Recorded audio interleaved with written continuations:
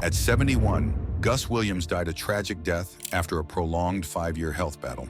The basketball community lost the Wizard on January 15, 2025, following complications from a stroke he suffered in February 2020. His health had gotten worse quickly in his final days, with family members noting he endured considerable suffering before passing away in Baltimore. For many fans, the extent of his health struggles remained hidden until the very end. But the story of Gus Williams goes far beyond his sad ending. It's a tale of a uniquely gifted player whose electrifying style changed basketball, yet somehow remains in the shadows of NBA history. His journey from doubted prospect to NBA champion contains lessons about resilience, talent, and the fickle nature of basketball legacy. The NBA draft tells us a lot about how players are valued. When the Golden State Warriors selected Williams in the 1975 NBA draft, they weren't sure what they had. Despite being an All-American at USC and leading the Pac-8 in scoring with 21.2 points per game, Williams slipped to the second round as the 20th overall pick. Many teams had serious doubts about his playing style and whether it would translate to the pros. Players like Frank Olenek,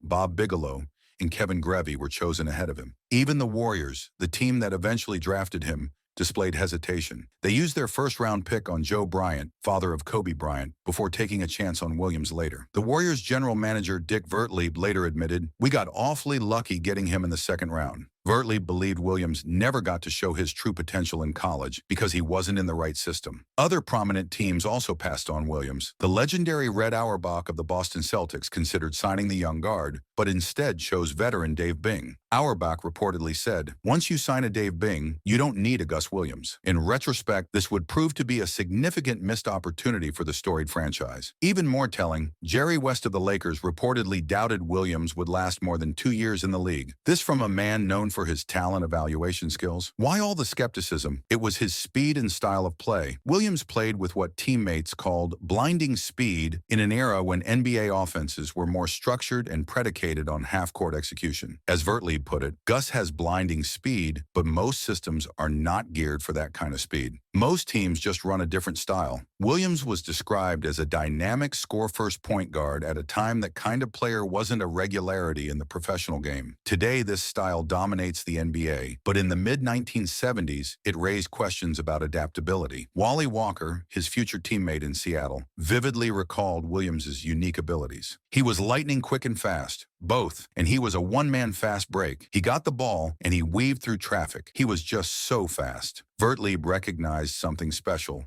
noting, "Gus Williams is a bird. He has to fly. You can't keep him under wraps." What Williams needed was a system that embraced his unique gifts rather than trying to constrain them. Williams quickly began proving the doubters wrong. He made an immediate impact with the Warriors, earning NBA All-Rookie First-Team honors in 1976 and finishing as runner-up for Rookie of the Year. He played 2 seasons with Golden State from 1975 to 1977, establishing himself as a rising talent. But it was in Seattle where the magic really happened. After becoming a free agent, Williams signed with the Supersonics in 1977. His arrival was described by some as an unheralded free agent signing. Little did they know what was coming. In Seattle, Williams formed an incredible backcourt partnership with Dennis Johnson, a renowned defender who also possessed considerable offensive talent. This duo would become the cornerstone of Seattle's rise to prominence and change Sonics history forever. The pinnacle came in the 1978-79 season. After narrowly losing to the Washington Bullets in the 1978 NBA Finals in a grueling 7-game series, Williams led the Sonics back to the championship stage with vengeance on their minds. This time, they dispatched the Bullets in 5 games to claim Seattle's first and only NBA championship. Williams was nothing short of sensational in those finals. He was the Sonics' leading scorer, averaging 29 points per game, while shooting efficiently from the field and consistently tormenting the Bullets' defense. In Game 3,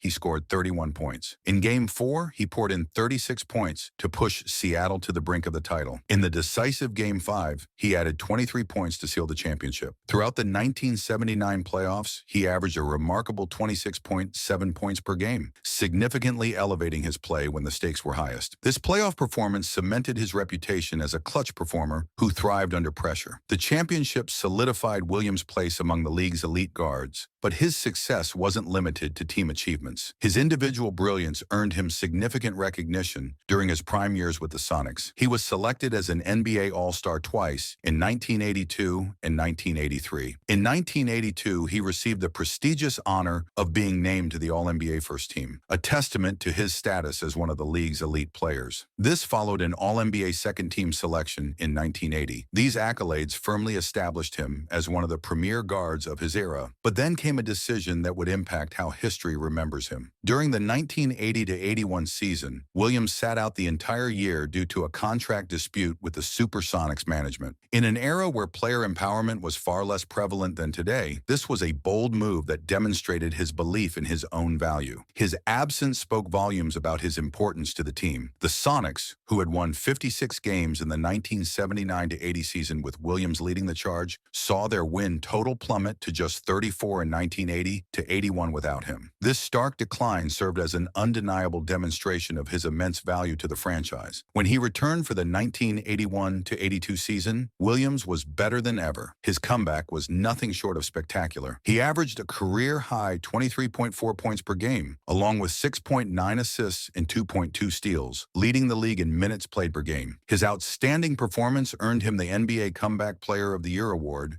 and his All-NBA First Team selection. He also finished fifth in the voting for the league's Most Valuable Player award that season, further cementing his elite status. Over his 11-season career, spanning 825 regular season games with the Warriors, Supersonics, Washington Bullets, and Atlanta Hawks, Williams averaged 17.1 points, 5.6 assists, and 2 steals per game. The subsequent relocation of the Supersonics franchise from Seattle may have also dimmed the historical spotlight on its legends. And perhaps most importantly, his playing style was ahead of its time. His score-first, high-tempo approach from the point guard position wasn't common in the late 1970s and early 1980s. While exciting, it might not have been fully appreciated by all contemporary observers or fit neatly into traditional evaluations of point guard play at the time. Today, when score-first point guards dominate the NBA, Williams would be celebrated as a pioneer. When comparing Williams to Hall of Fame guards from his era, the differences are subtle. Dennis Johnson, his backcourt mate, who was posthumously inducted in 2010, had 3 championships, a Finals MVP, 5 All-Star selections, and 9 All-Defensive Team honors. Maurice Cheeks, inducted in 2018,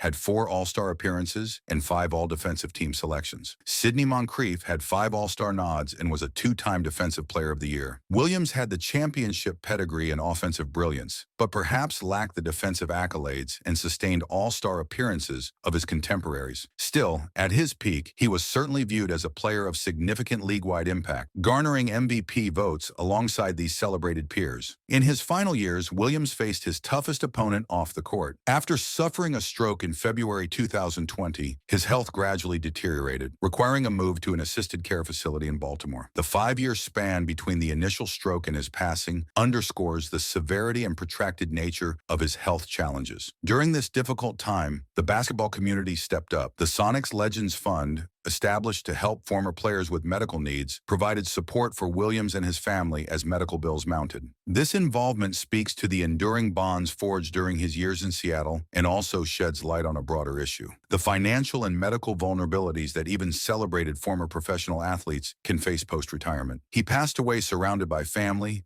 bringing a close to a life that touched many within and beyond basketball. Gus Williams' legacy is more than just statistics and awards. He was the Wizard, a nickname that perfectly captured the magic he brought to the court. His lightning-quick drives, flashy passes, and clutch performances made him a fan favorite and a nightmare for opponents. Teammates remembered not only his on-court brilliance, but also his positive energy and sense of humor, painting a picture of a charismatic individual who clearly loved the game. His story reminds us that greatness comes in many forms, and sometimes the most exciting players don't fit neatly into the traditional molds of their era. As basketball evolves and embraces speed and scoring from all positions, Williams' pioneering style looks more and more like he was simply ahead of his time. The Wizard may be gone, but the magic he created on those hardwood courts will never disappear for those who were lucky enough to witness it. Gus Williams was an original, a champion, and a basketball genius whose wizardry deserves to be remembered and celebrated.